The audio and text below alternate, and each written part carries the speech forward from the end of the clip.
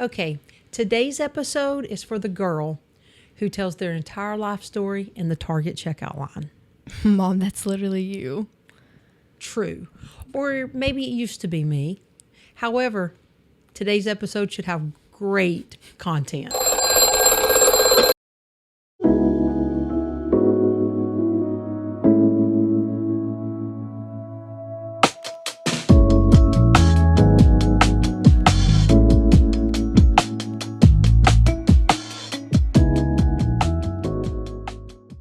Honestly, though, we're talking about something today I feel like nobody really teaches you, and that's access.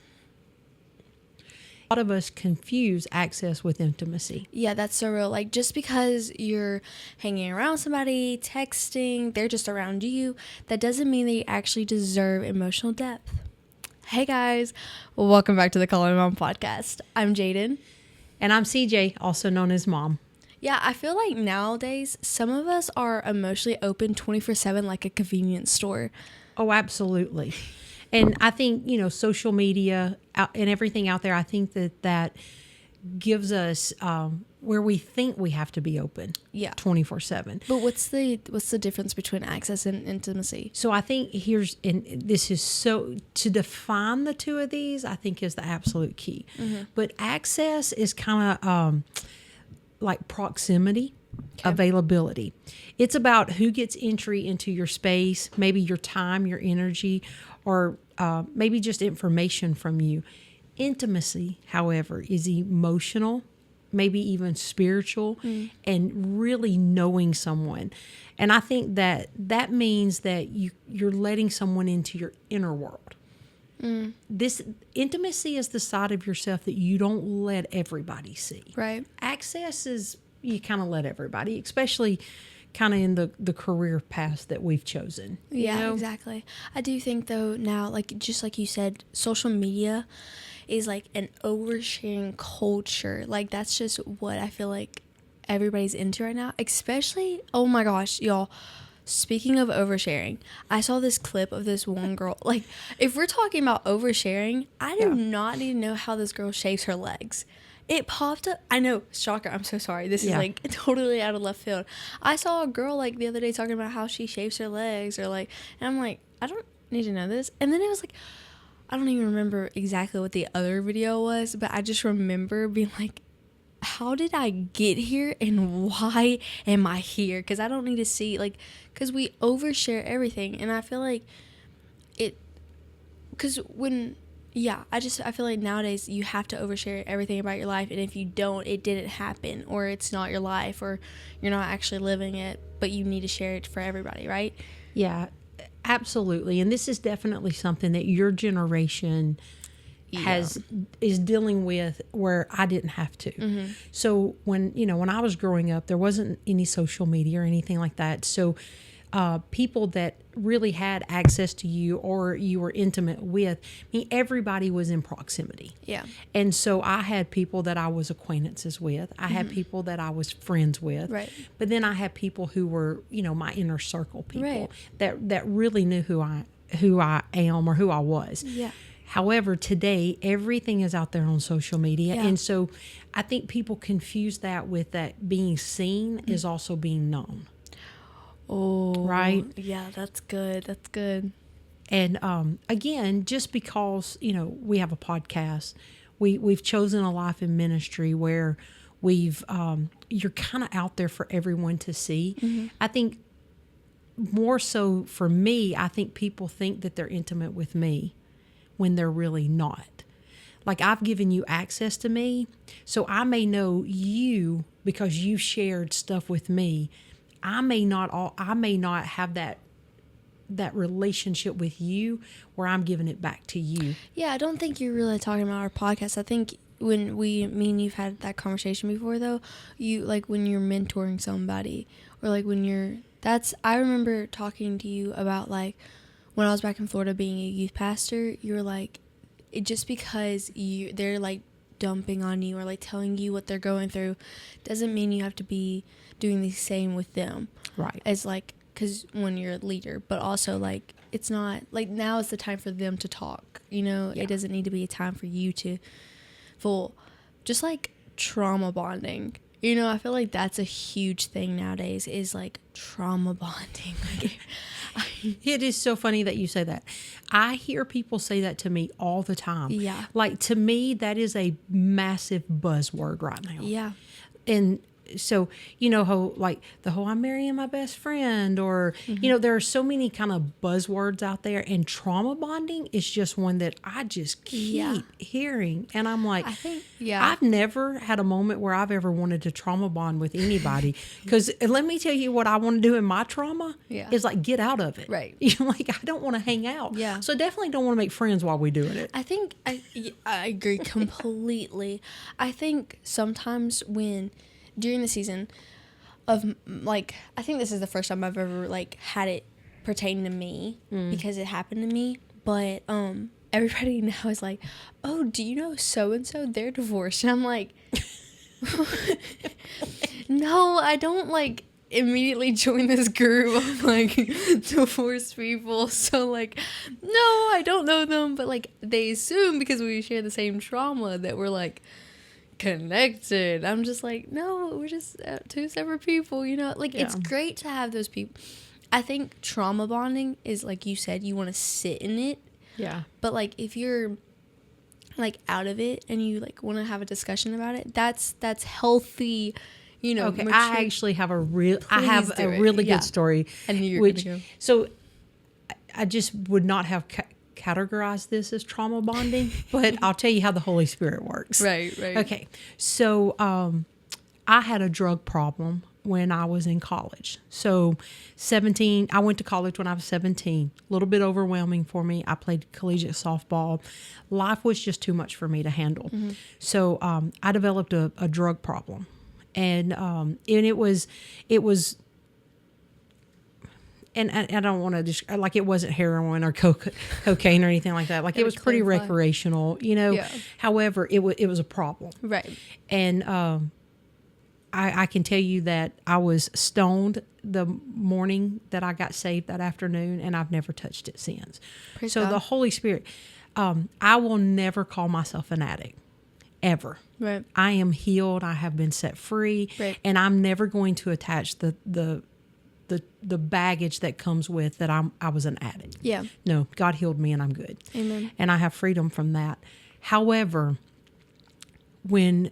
any time that we were ever in a church, I would immediately connect with the people that were walking through that. Right. It's because I've been there. Yeah. I see it. I recognize it. Right. You know, but throughout ministry, I've talked to other young ladies that, you know, coming through youth ministry, cutting was a humongous thing that we dealt with. Right. And I don't know if things like that have seasons, but it was a thing that young ladies dealt with that I had to sit with them a lot in that. Yeah.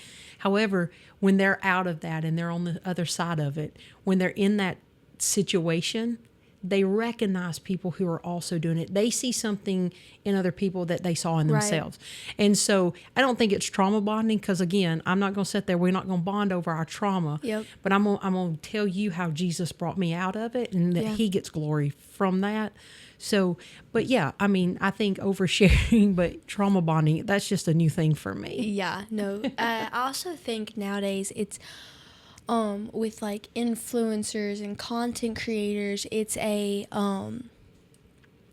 wanting to feel known, like, I guess wanting to be seen, because we all want to, like, obviously we all crave, like, a little bit of attention. I mean, right? Like, Sure. I mean, I think that's just normal for everybody, but, like, nowadays it's like, I know at our school it's very easy to be like, let me tell you my testimony the first time we hang out. Absolutely. You know, and I guess it's wanting to, like, be best friend. Like, I think sometimes it does come with a pure heart, obviously, but it's very, like, let me tell you about my entire life story the first day we hang out, and then we'll be besties for, like, the entire, like, our entire lives.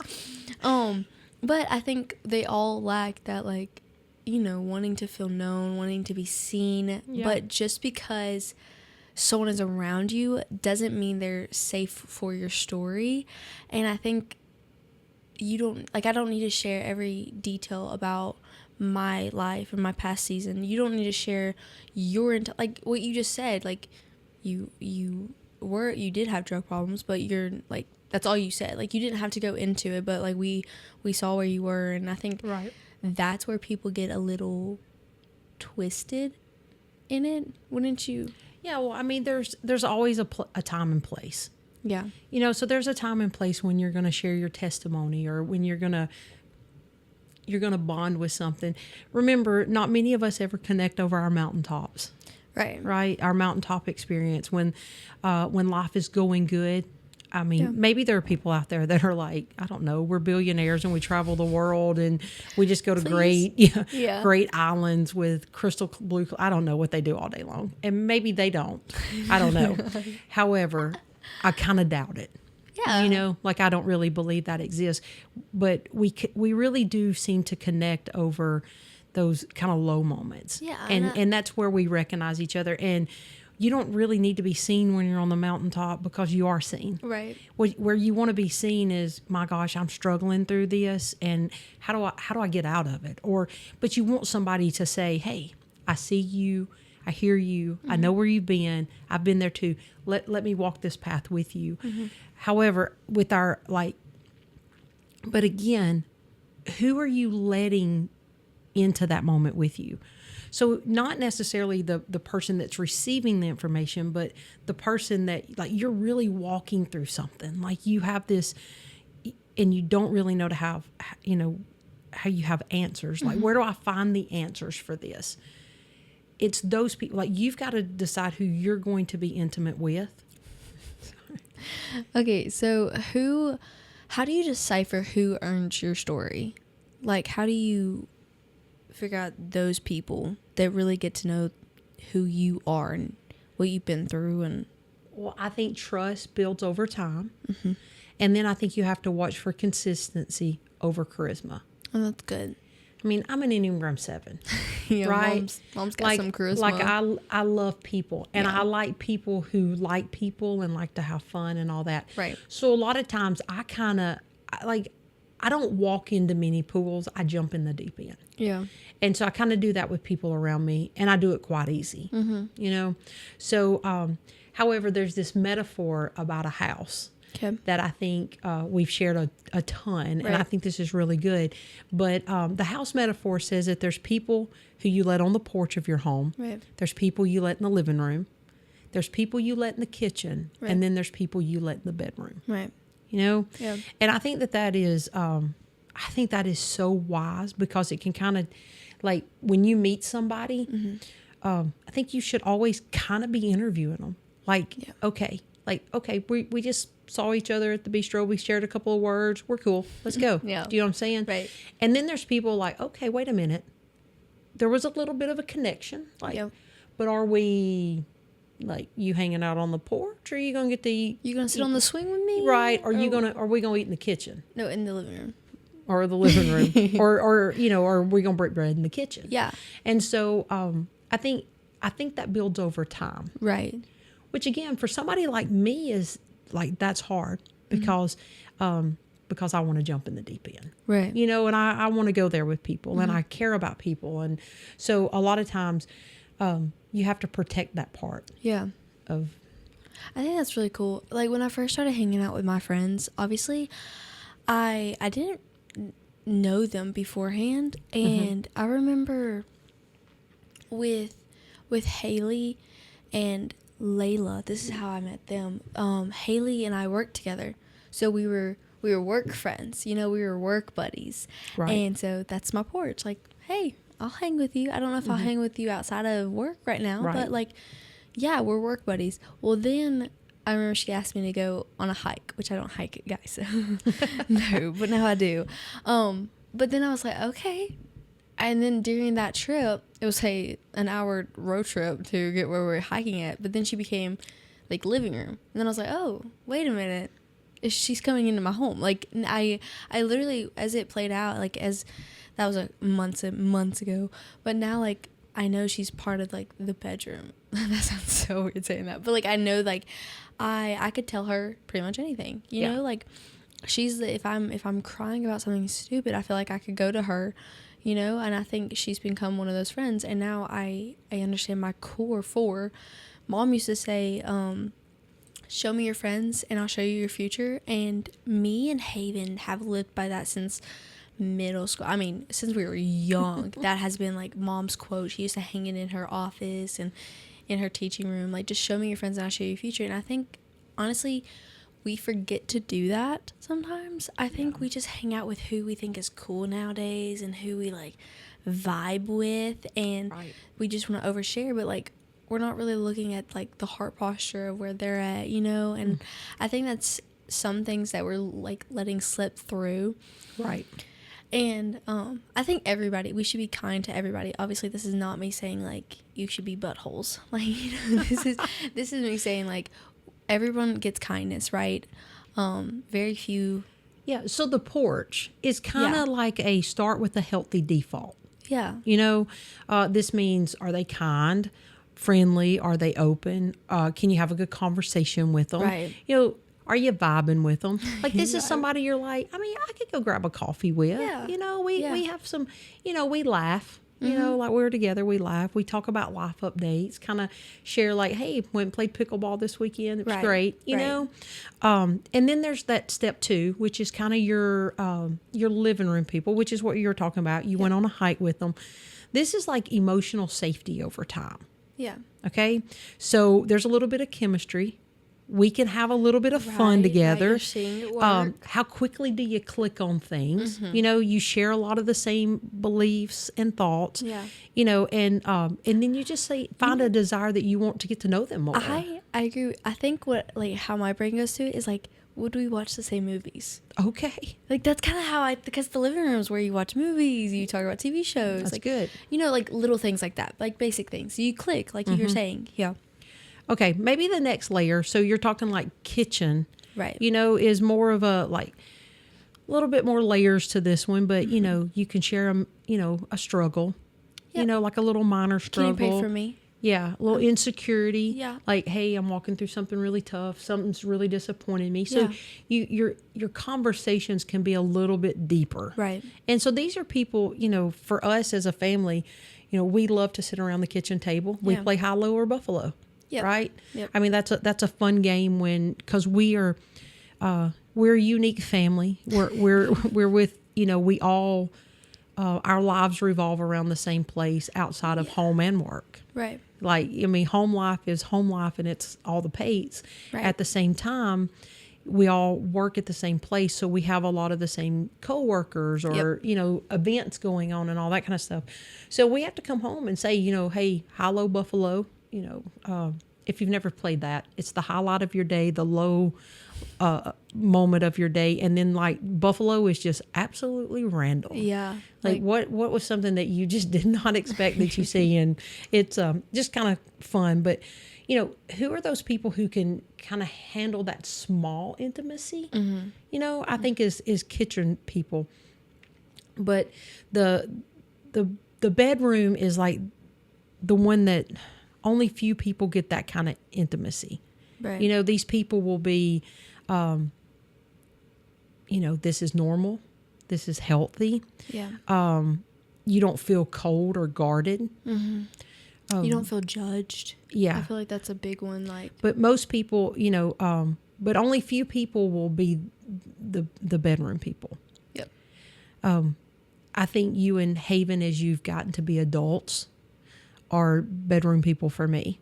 You know, and I think there were, obviously, as your mom, there were moments where, you know, there was intimacy and things like that. Yeah. But there were also things that me and Dad would always say. It was always really funny, and this may be oversharing. But in our home, we had a rule. If the bedroom door is shut, it's either mommy and daddy time or mommy and daddy time, and you're not welcome in. yeah. And so the girls always knew that if we were in the bedroom, they weren't to knock on it. They weren't to try to come in, because either it just was not a place for them to be. Well, as guarded as that sounds, it was protect y'all, because that's where we made our parenting decisions. Right. We never made our parenting decisions out in front of you girls. Yep. We made it behind the closed doors, because if we disagreed on something, you two were never going to know it. Yep. And so we made those decisions behind closed doors, whether we agreed or not. We came out of that as a united front. Yep. And it looked like we went in there and, oh my gosh, like they're an army together. Yeah. Because when we came out, the decision was made, and this was how we were going to proceed. Yeah. Or it was an intimate moment between me and Rusty, and you guys weren't welcome. Right. And so, as vivid as that is, and as much as the oversharing part of that might be, right. You've got to be that guarded. Yeah. Like you've got to protect that space just like you would your bedroom. So that letting people in the bedroom, that core intimacy, right. Let people have access, because people deserve to know you. I don't even know who I'm talking to, but people deserve to know you. You have a story that is meant to be shared. Yep. You've walked through something that would make somebody else better. And you may not be a believer and you're listening to our podcast. And so I'm not even going to what we talk about Jesus juke and everything, but God created you and he created you special and you have a story to share. So let people have access to you so that they know how great you are. Yep. But don't let everybody be intimate with you, where you're letting them know all the nooks and crannies of who you are. People can get the big story without getting all the pieces. That's good. Yeah, exactly. I agree with that completely. Because it sucks when you give somebody all the little pieces and they use those against you. Right.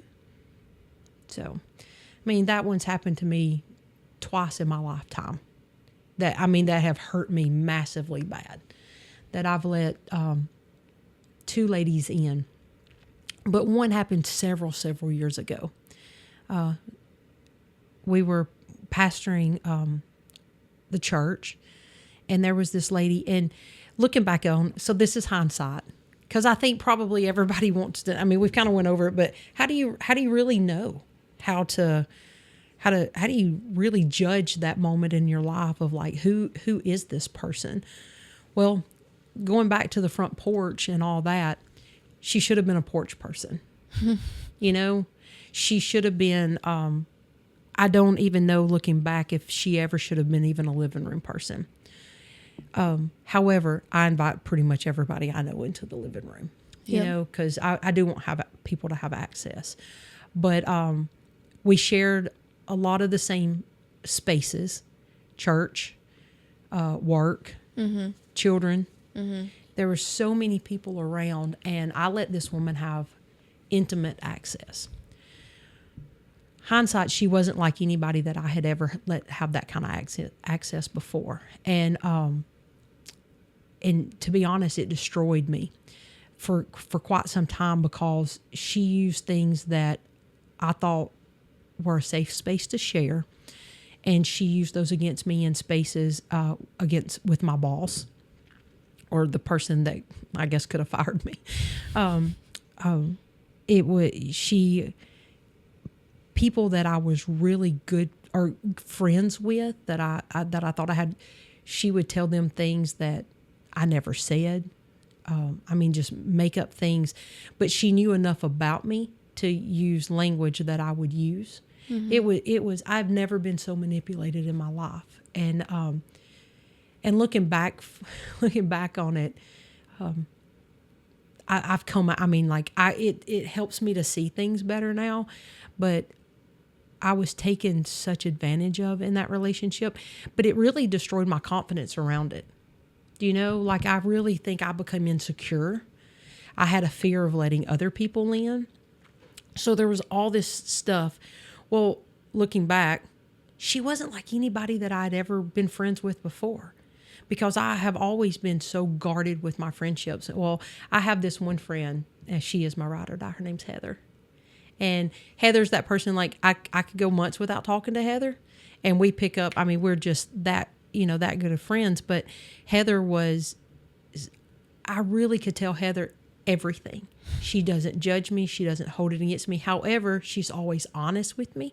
Right. She tells me if I'm acting like a fool. And so I think for that, if you have somebody that you know that's like that, like that that's that person in your life, I think you kind of compare people to them. Like when you meet somebody new, you have to go, okay, Heather was this for me. Heather was this for me. She acted like this. Do those people, do they have those qualifications? Do they have those qualities? Yeah. So I think I said all of that about Heather to just make one point that, and you can see, like I'm getting teary-eyed. Well, if you're listening, you don't have to tune in for but just crying a little bit. Because I think the most important part of that entire thing is that you have to protect your peace. Mm-hmm. Oh, goodness. And I know that is I feel like that's such a secular thing that people, and I can't stand buzzwords. And I feel like in social media world, you get buzzwords all the time. Yeah. When me and your dad got married, marrying your best friend was not a thing. Now, like somebody, like, I don't know, in the 700 photo shoots of your engagements and all that kind of stuff. I'm marrying my best friend. I'm marrying my best friend. I hope that you really Yeah, are. Like, that is, but that's usually my go-to saying is, God, I hope that you are. Yeah. So I am not a fan of buzzwords. And I feel like a buzzword right now is I've got to protect my peace. Yeah. Guess what? That job belongs to God. There you go. You know, that's who your peace comes from. Yeah. It does not, you can't protect your peace without him. And so, yeah. How do you realistically protect your peace? Like in this day and age of like trying to find your Heather and then also trying to stay away from, certain people. Like once you realize that person's not for you, like for me, like at work, right? I'm there every day. And Haley and Haven are obviously like my best friends, right? Like we're really, really close. But just because I work with like my two close friends doesn't mean that everybody at work has to be my close friends. Like they're not on the same playing field, I guess. Like I still love them. Don't get me wrong, because we're going to treat people with kindness. But like how do I, not in a sense of work related, but just in life, like how do I set those boundaries once you realize like, okay, maybe you are just a living room person, or maybe you're just a porch person. Like how do you I guess what like boundaries, because boundaries are such an awkward conversation and such a weird thing to talk about. Yeah. Right? Like, well, boundaries, they feel mean. Yeah. Like you don't like, I'm like, well, obviously I feel like I'm a mean person, truthfully. Like I don't know. Lately I feel like that's been spoken over me a lot. I'm not gonna lie, that I'm a mean person, and I don't try to be. I think I'm very stern in what I believe in, or like what I'm talking about, and I'm very sure. Like if I'm talking about something, I feel like I'm pretty confident in what I'm talking about. Like I have like a idea of what I'm talking about, and so like I think lately like that's I'm come across as mean, but I'm just like very stern in it. But like boundaries are stern, like they're set in place for a reason to protect you. And I think nowadays boundaries feel so loose. Yeah. I mean, it's for me, like if I love somebody, like boundaries are very easily like, I feel like it could get twisted, Yeah. But like how do you, because there's just like these so many things that come into play about like just people or protecting your peace in general. Like putting up, like if I'm work with somebody all day and I'm going through something that day, like I overshare like my mother, obviously, guys. This is why me and her have the podcast. But no, I think it's so easy for me to be like, yeah, I'm going through this right now, and this is a thing, and like, because I think I want to be transparent with people. Yeah. Not to like make them like love me or stuff like that, just to be like, if you see that I am angry or I am mean this day, hey, I'm I'm going through this, but I don't say, hey, I'm going through something today. I go, hey, I got this going on. I got this going on. I got this. You know, like I go into depth, right? I mean, I think it's so hard. Go ahead. Well, I think setting boundaries around that is always going to be difficult for you because it's difficult for me. Because, I mean, and you know this from just being out and about with me. Mm-hmm.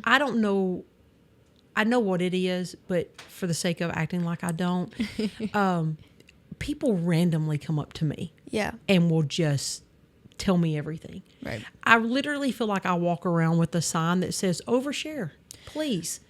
Oh my gosh, she said this for years. I remember I remember it how at our work we were walking around the green and somebody walked up to her and be like, hey Miss EJ, can we talk? And I'm like, all right mom, so I'll see you later. Like I know that I need to leave. But continue. Well, one, it's because that's my pastoral heart. Right. So I know what the secret sauce is there, you know.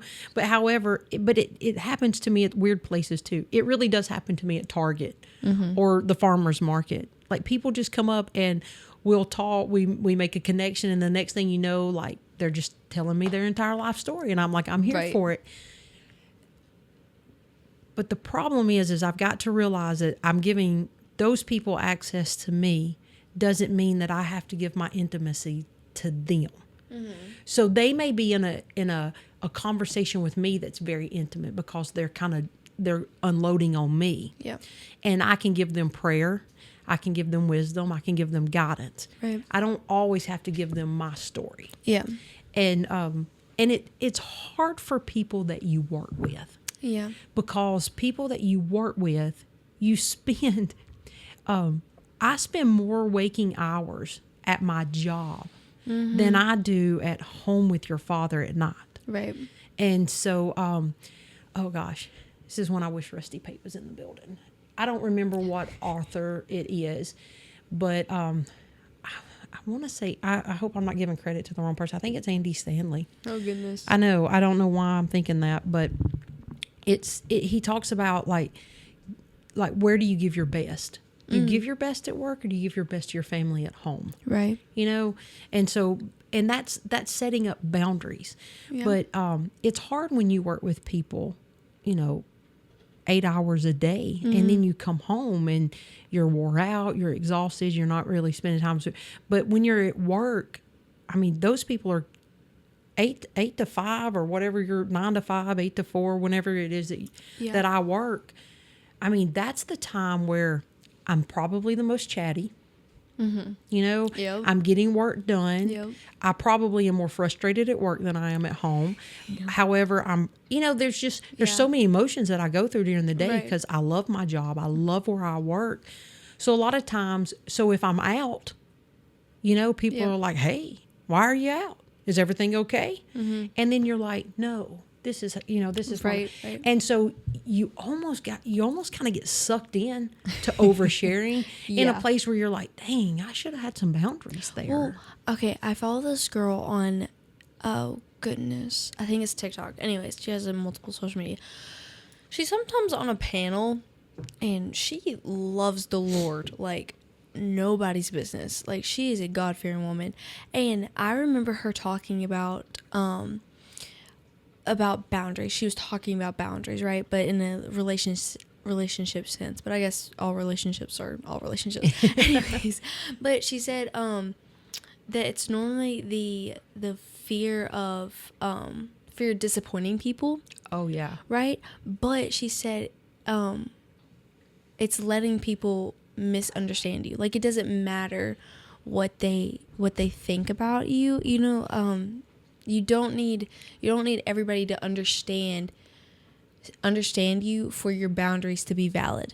Oh, that's good. You know? Yeah. And I just remember her talking about that, and I think it really like made me freeze, you know, like, oh shoot. So right, because I feel like an overshare, I want to make sure that people also, I think this is like what we've learned in like college sense of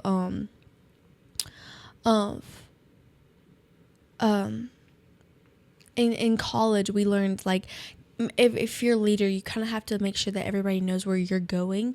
Mm-hmm. So like hey, I think we should do this, this, and this so that we can get to this. You know, like just explaining your steps and explaining your thought process through everything so they understand, like, oh, this is why we're doing this. You know, like it's better to overshare the process so that people know. Right. And I think like my brain just goes, okay, well, I need them to understand why I'm setting this boundary so that they like know where we're going, you know, like, Yeah. and I'm like, no, nobody, like, they don't have to know that they're going to be porch people for the rest of their lives. You know what I mean? Like, they don't need to know that. But, like, and I think that was so, like, oh my gosh, I don't need everybody to understand me if I need to set a boundary. Yeah. So, if I need to walk away from a conversation that you don't need to be a part of, walk away. Yeah. Nobody needs to understand you when you're walking away. Like, they don't even understand why you're walking away, you know? You don't have to explain, I don't want to be part of this conversation, I'm going. No. Okay, so Rusty has this thing when we were very young in ministry. This was kind of funny, but he would say, I have selective ADD. Okay. And what he means by that is I could be in a conversation with a group of ladies. And if one of them would go to like gossiping or talking bad about somebody and that, I was so bold to I would just walk away in the middle of the conversation. And I mean, and it was so obvious that people would come up and they'd be like, hey, I was telling you the story and you just walked away. And then I'd be like, oh, I had a thought come across my mind and I'm so sorry. And I was like, so Rusty just called it selective ADD. I love it was really just me just getting myself out of a conversation. Yeah. But I didn't know how to do it and not be rude. And so I could just kind of, which I guess is. No, my favorite thing is essentially- at work, people like to hang around like our little area at work around the bar area where we put the orders, and they all like to like chat right there. And normally they involve me in the conversation because I'm right there making all the drinks, right? And they'll be talking about something that I do not want to hear, or like I, don't want to be a part of that conversation. I go to the back and like get milk. Like I'll bring out jugs of milk that I don't need. Like I make myself busy to get out of it, and that's okay. And I think you can walk away. Like you don't have to stay around waiting for a person, because sometimes I think it's normally a group conversation like it's your tight friend or like whoever you're with, and they stay and they listen to like what's happening. And I think that's where gossip like becomes bolder, and then you're like but in your brain you're like, well, I wanted to wait for my friend because we were going to walk to class together. No, just walk away. You can go to class by yourself that day. Yeah. And I'm that person that always waits, because I'm like, okay, I'm just going to sit here until we're done talking about this that I have to listen to, and that's it. No, just walk away. Okay, I am going to tell you though, I have a new technique. I no longer use selective ADD because I think for over the years of ministry, I've shared that so much that people now know, oh, CJ just walked away. Yeah. I must have been, which I'm okay with that. But at the same time, I do have a new one and I'm not going to share it. I was like, you can't share it. I'm not sharing it because I do have a new one that I'm like, She has to take this one to the grave. yeah, well, I'm not going to share it for many more years. And, but yeah, just, I do have a new technique where I get myself out of conversations without having to say, excuse me, ladies, I'd prefer not to talk about people and gossip. I'd like to walk away now. Instead of being like that, I do have a new technique. Yeah. So, maybe 10 seasons from now, I'll share it with you guys. But anyways, okay, so you've always talked about this whole like seasonal access. Oh yeah. Let's tell the viewers, since they don't really know, they're coming into our world. Seasonal access, there's what is it, healthy season? Healthy season is your smaller circle, right? Growth season. Healing. I'm sorry, healing. That was my fault. What did you say? I said healthy. I messed you up, and that was my fault. So healing sorry. season. Healing season is your smaller circle. Yes. Okay. Yeah. Growth season is intentional voices, and celebration season is wider sharing. Yeah. Yeah. Like you said, there's a lot to praise on the mountaintop. Yeah. When things are good, let's share. So I have this really funny story about this guy that I work with, but he just recently got TikTok. And I'll let him know tomorrow that I talked about him on the podcast. But this was it was very eye-opening for me because, we've had TikTok since COVID. It was the COVID jam. So we're 6 years. Renegade. Like literally 6 years. We had just entered into COVID 6 years ago. And so, we got TikTok and it was fun, and people were dancing and sharing like 3-minute recipes or whatever. It was so good. Now it is like, I don't know how I get on some of these algorithms that I'm in. Oh, okay. I agree completely. So the guy that I work with, he writes poetry, and I'm going to be honest, he's good. And so if you ever tune into this and you're listening, go for it, because I'm like cheering you on. But he was like, hey, CJ, you think I ought to start sharing on TikTok the Yes, poetry? 100%. And I'm like, yeah, you should. 100%. Like, absolutely. Do share it. that poetry, boy. We're doing a podcast. Yeah, yeah. Like, do it. And so I'm like really excited for him. And like, I'm, really trying to cheer him on. So he downloads TikTok. He's trying to learn it out. His algorithm is terrible. Do you know what I'm saying? Like, and not that it's bad stuff. It's just, he is like, why do people do this to themselves? Like, why do they make videos like this? Yeah. They're not even, but then he found, the guy that wears the shorty shorts and he has the roller skates on and have you seen him? He's kind of like, you remember the sign, like dude with the sign? Yeah. Okay. So he's kind of like dude with the sign, but he's got on like knee socks and like roller skates, like totally like out of the 70s. He's got on like wire rim aviators and a mullet. It's so funny, but he's always holding some kind of sign. Okay. So the guy I work with was like, I mean, this is okay, because he's like portraying a character, but I don't understand this, like people making fools out of themselves. Right. Right. And while he was talking about it this week, I got to thinking, you know what? I mean, here we are. I knew we were going with the oversharing and everything. And I was like, but that's exactly kind of what he's talking about. Like everybody, but it's not just oversharing with like stupid things. Like people get on TikTok and Facebook. Story times. Oh my gosh. And you're like, oh, like I get secondhand embarrassment from the things that some people share. Yes. Or like, I'm like, you know what? When I was growing up, that was just one of them like, oh, you thought it? Don't say it out loud. Yes. Yes. My mama always said, if you ain't got nothing nice to say, don't say it at all. And I'm like, I was going to say the same thing. Like, guys, oh my gosh. what are we doing? I'll be honest, like when I was like growing up, I didn't know anyone hated the president of the United States. Like I just didn't know. Like, I don't know. I thought everybody was like, Ronald Reagan's the president and we do what he does. That's just what I thought. Yeah. And now I'm like, oh, you say that about people in leadership? And listen, we're not getting political. I don't care if it was Obama, Joe Biden, George Bush, President Trump. Like I don't really care who it is. Everybody got opinions. You just didn't say stuff like that out loud. But when he was talking about that this week, I thought, oh gosh, that's exactly what social media does. It encourages us to overshare. Yeah. And I guess trauma bond, because I guess in your algorithm you just get into, okay, well, we. You say one thing around your phone, and then you got it on your little TikTok. I'll go to TikTok tonight, and it'll be like trauma bonding. I'll be like, no, thank you. Guys, I will update you if we all get trauma bond like stuff coming up on our feed. Your trauma bond. Could I just have people celebrating life and to the wider space and like no, yeah, you're saying words. Yeah. Anyways, but. I'm just thinking about like all the things that I'm about to get on my TikTok right now. Yes.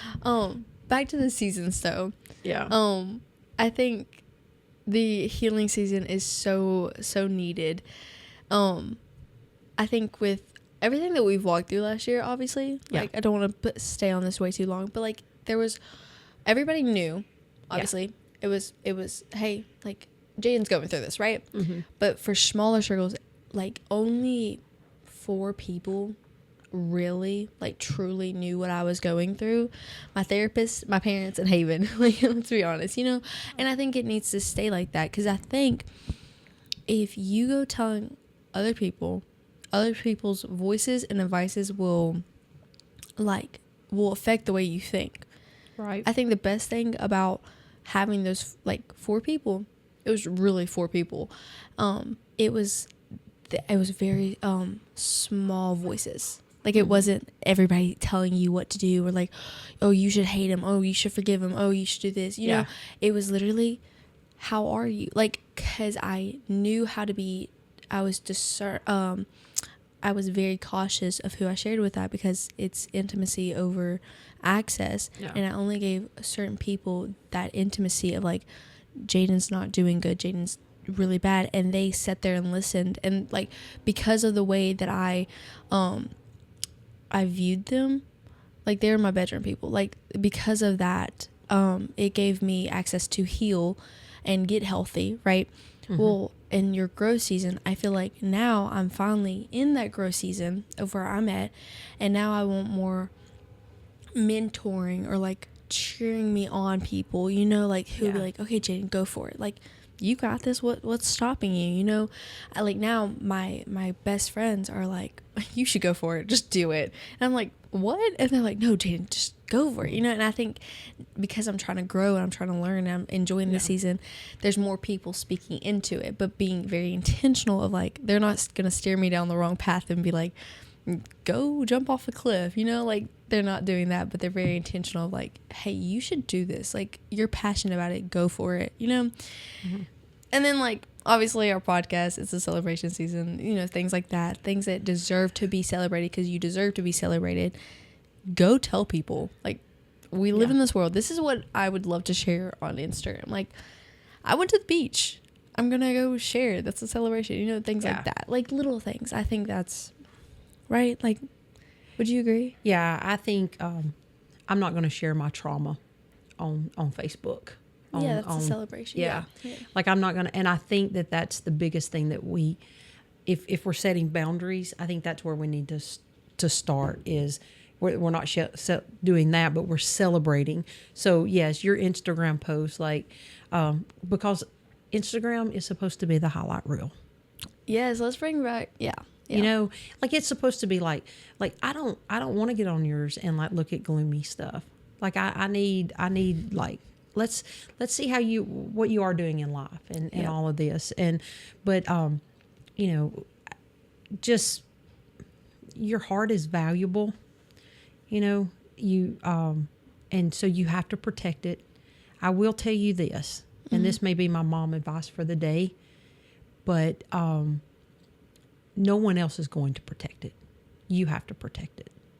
You have to set up those boundaries. Boundaries are not mean.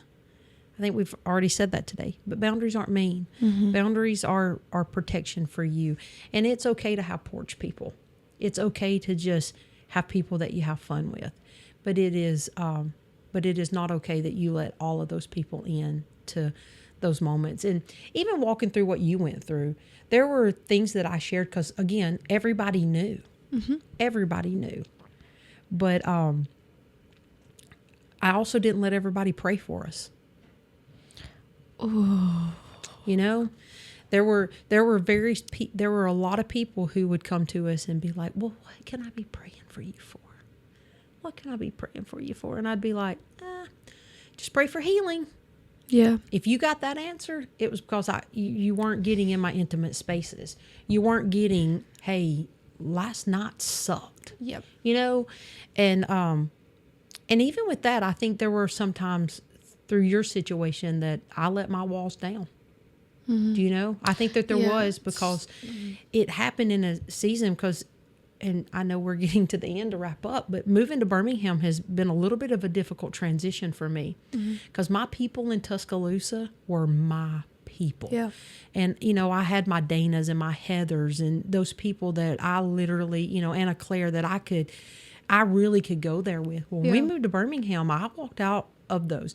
So I have to be very intentional to call Adrienne up and talk to her. And, you know, like I have, and it's been a difficult transition. Also realized that when we got back to Birmingham with you, I needed my Heathers and Danas and Adriennes, and I didn't think I had them here. Yeah. And so maybe let people in that maybe I typically wouldn't. Yeah. So, you know, a lot of therapy, a lot of conversations like that have been around. What boundaries am I setting up for you? Yeah. So going back to the protecting your peace, you know, you have to do that. Like you have to fight for it. There are some things in your life that's worth fighting for. Yeah, you can be warm and selective. Oh, Like, that let is- that be known. That is so good, and I think that that's something that I deal with. I think that is something that I need to get. I can still love people. I can still be warm. I can still be welcoming. Yep. I can throw the best porch party. You know, Yeah. like I can still be that person, but I've got to be selective on what I let you in on. Yep. I like So. that. Do you have any closing statements? Yeah, I think going back to the whole house thing. Okay. Okay, so porch people, living room people, kitchen people, bedroom people, but your life is not meant to be an open house. That's good. All right. Guys, thank you so much for tuning in. I hope that this conversation was a lot of oversharing that you can take from our lives, and you can maybe just learn something from some of the times that we really walked through some of the lowest moments for us that essentially got us, I think, to the mountaintops in certain situations. So again, thank you for tuning in. We love you guys, and we'll see you guys next week. Bye.